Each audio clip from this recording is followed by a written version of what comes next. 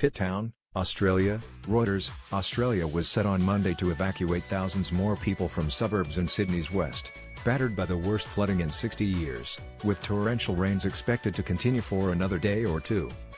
Reuters images showed submerged intersections, marooned livestock and cars up to their windshields in water, out of which poked the tops of street signs, as 3 days of rain swelled rivers in the most populous state of New South Wales, NSW.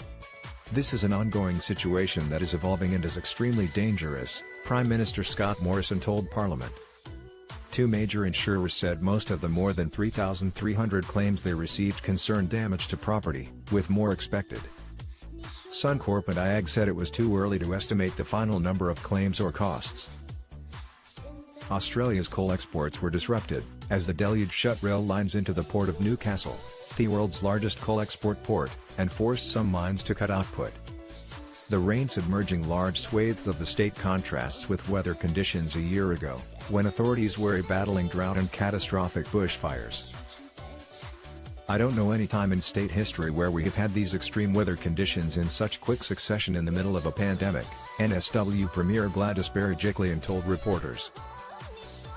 Sunday was Sydney's wettest day of the year, with almost 111 millimeters, 4 inches, of rain, while nearly 900 millimeters, 35 inches, was dumped in some North Coast regions in the last 6 days, or more than 3 times the March average, government data showed.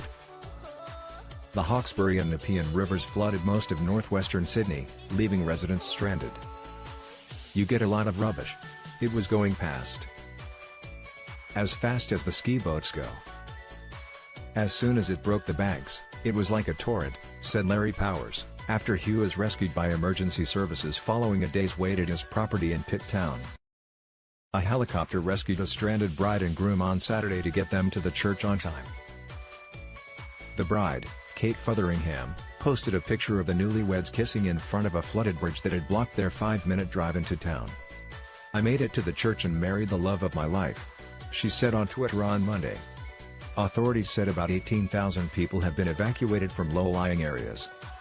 Large parts of the east coast will get more heavy rain from Monday, brought by a combination off a tropical low over the northern part of Western Australia and a coastal trough off New South Wales, said Jane Golding, a weather official. "We expect this heavy rain to fall on areas that haven't seen as much rain over the last few days," Golding told reporters. "We expect the flood risk to develop in those areas as well."